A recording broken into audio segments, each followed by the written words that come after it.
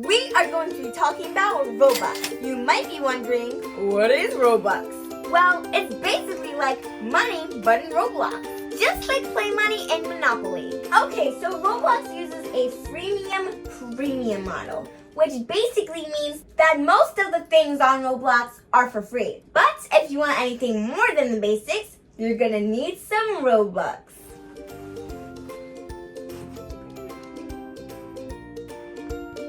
I'm about to play my favorite game, Bloxburg. What's your favorite game?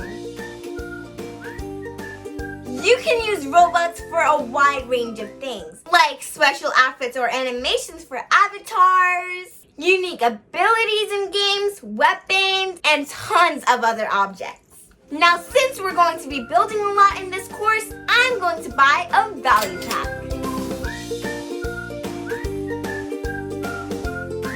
When you click on credit card, it's going to ask for your parent or guardian, so make sure you have them fill out this part.